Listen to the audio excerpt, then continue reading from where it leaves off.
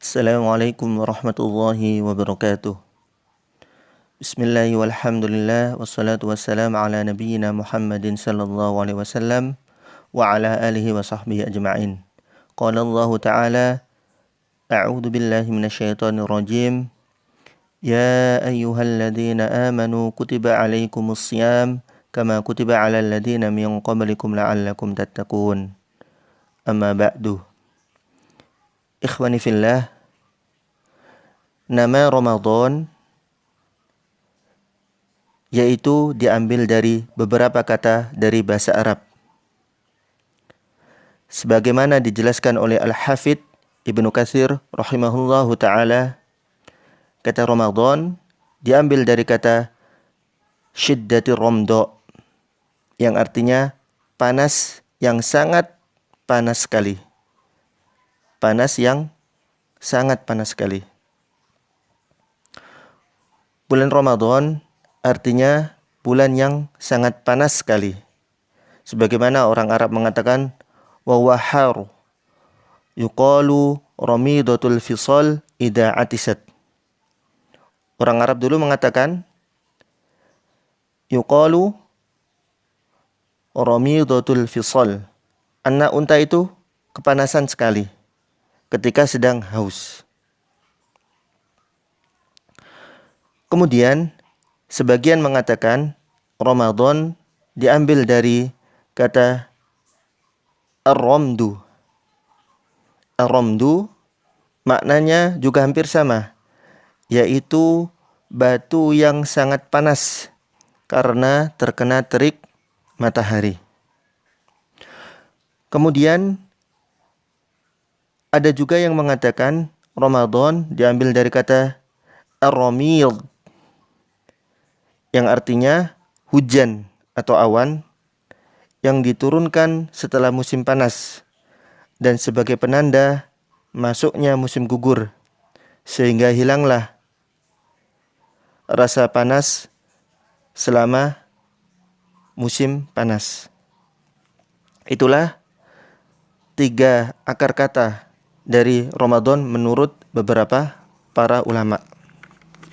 Jadi bisa disimpulkan kata Ramadan ini yaitu sesuatu yang panas. Kemudian apa rahasia penamaan Ramadan ini? Banyak keterangan dari para ulama mengenai rahasia penamaan bulan Ramadan ini.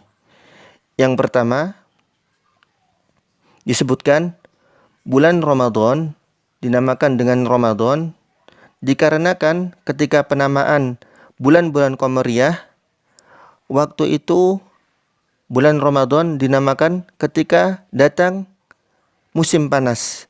Ketika lagi panas-panasnya waktu itu, maka dinamakanlah dengan bulan Ramadan. Kemudian yang kedua, menurut keterangan dari para ulama, yaitu kenapa dinamakan dengan bulan Ramadan? Yaitu bulan Ramadan ini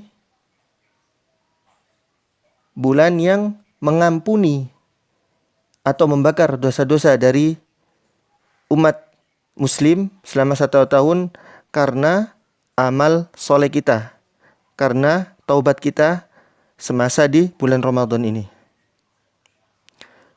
Kemudian rahasia yang ketiga, yaitu kenapa dinamakan dengan bulan Ramadan sesuatu yang panas, yaitu kepanasan kita atau rasa panas kita dari rasa haus, rasa lapar.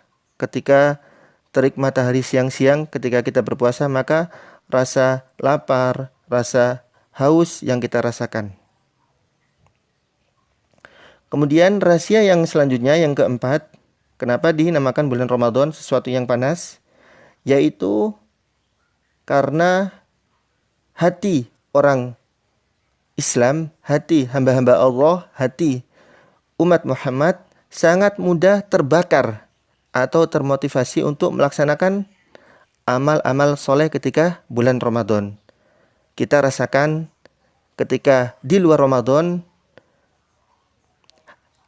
amalan ibadah kita mungkin standar, kemudian sodako, mengaji mungkin nggak terlalu banyak, tapi ketika masuk bulan Ramadan, kita mudah terbakar, kita mudah termotivasi untuk melaksanakan amal ibadah, mengaji, sholat, dan lain-lain.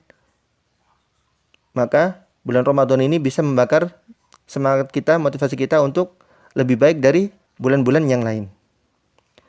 Kemudian menurut para ulama, rahasia yang terakhir yaitu sekedar nama saja, ya. Jadi penamaan bulan Ramadan ini sekedar penamaan saja seperti bulan-bulan yang lain seperti Syawal, kemudian Dzulqa'dah, Sa'ban, dan lain-lainnya.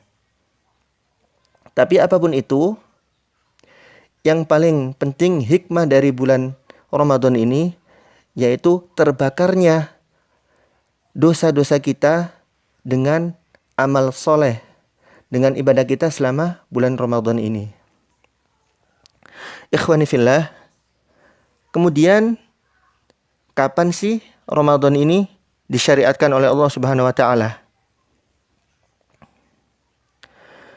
Sejarah puasa Ramadan, pada awalnya puasa Ramadan itu tidak diwajibkan.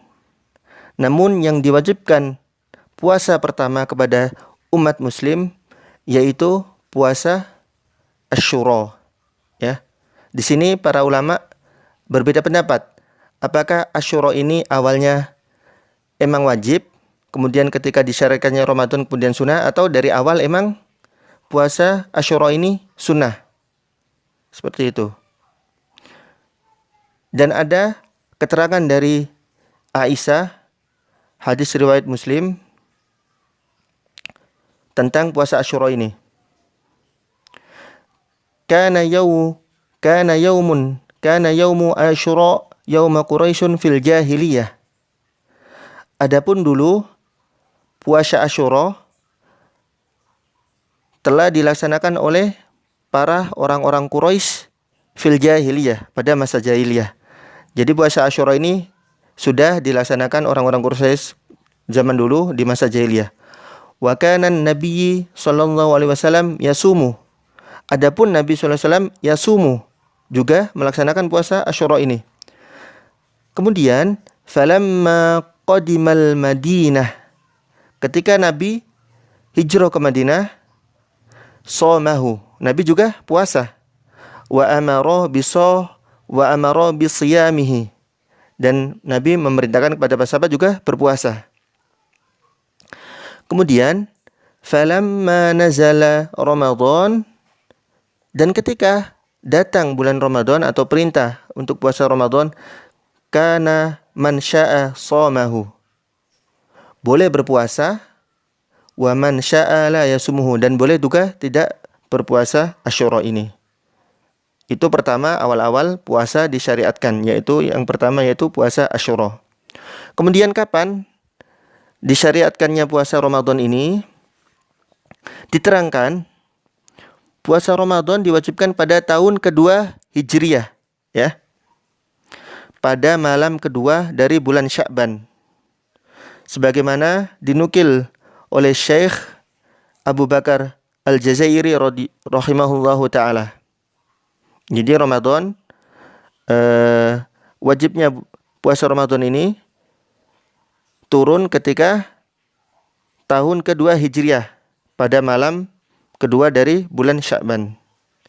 Kemudian ada juga yang mengatakan turun pada 10 Sya'ban. Ya, ketika itu turun ayat A'udzubillahi minasyaitonirrajim, ya ayyuhalladzina amanu kutiba alaikumussyam. Hai orang-orang yang beriman, kutiba alaikumussyam, diwajibkan atas kalian puasa Ramadan. Kama kutiba alal ladzina min qablikum, sebagaimana diwajibkan orang-orang sebelum kalian.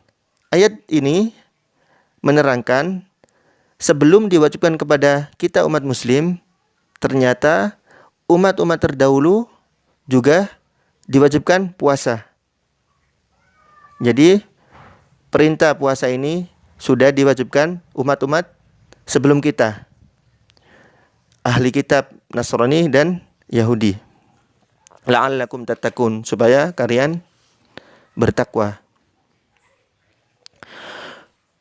Kemudian setelah puasa Ramadan disyariatkan, ada 2 fase puasa Ramadan. Yang pertama yaitu fase takhyir, yaitu bisa memilih. Ketika itu Nabi memerintahkan kepada para sahabat, yang mau puasa silakan berpuasa, yang tidak ingin berpuasa silakan berpuasa, tetapi dengan mengganti memberi makan kepada orang miskin, ya. Sebagaimana keterangan dari seorang sahabat yaitu Salamah bin Aqwa radhiyallahu an, beliau berkata, "Kunna fi Ramadan ala ahdi Rasulillah sallallahu alaihi wasallam. Man syaa shoma wa man syaa aftar." Ya. Kata sahabat ini, kami ketika di masa Rasulullah, masa-masa awal ketika diwajibkannya puasa Ramadan, kami diberi pilihan. Yang ingin puasa silakan berpuasa, yang tidak ingin puasa maka boleh untuk berbuka, lalu kemudian menggantinya dengan memberikan orang miskin.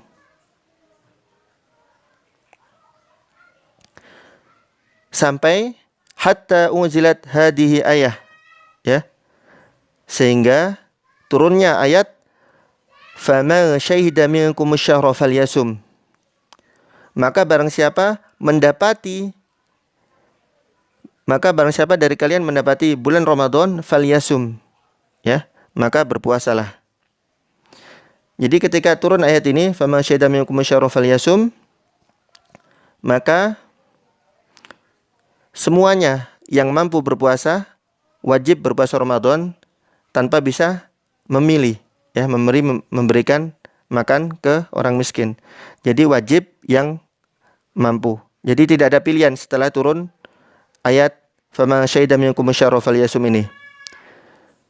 Sebagaimana diterangkan oleh Al-Hafidz Ibnu Qayyim rahimahullahu taala, demikianlah puasa diwajibkan terakhir kali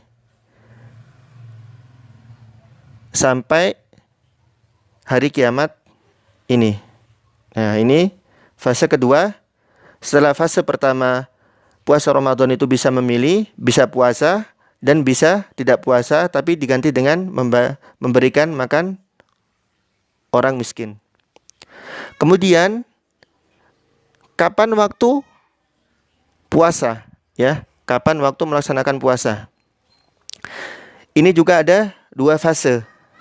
Fase yang pertama, waktu puasa itu atau waktu berbuka ketika fase-fase awal Ramadan, yaitu ketika waktu maghrib sampai waktu isya atau sampai tidur, ya.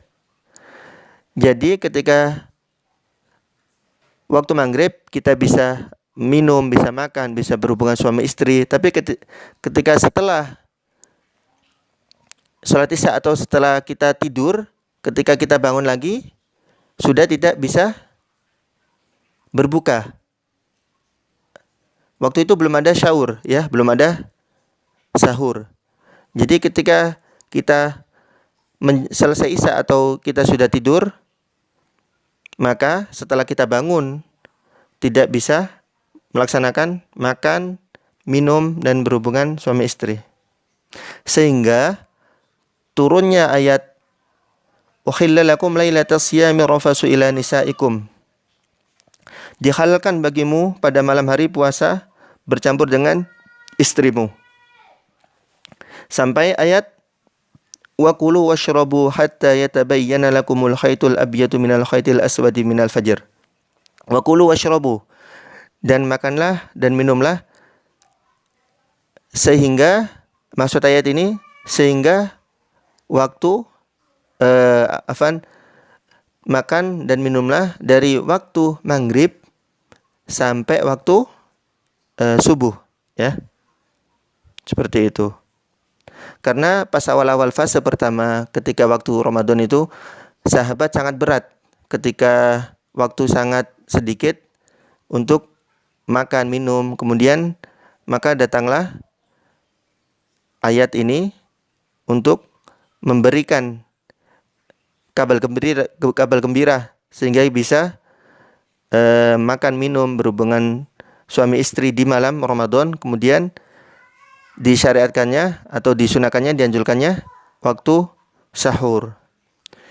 Ikhwani fillah, Masya Allah, semua nikmat ini diberikan Allah Subhanahu wa Ta'ala kepada kita sehingga kita bisa melaksanakan puasa Ramadan ini dengan senang, dengan gembira, dengan iman, karena diberi kemudahan oleh Allah Subhanahu wa Ta'ala. Mungkin sekian dari saya, kurang lebihnya mohon maaf. Wallahu a'lam bishawab. Wabillahi taufiq wal hidayah. Wassalamualaikum warahmatullahi wabarakatuh.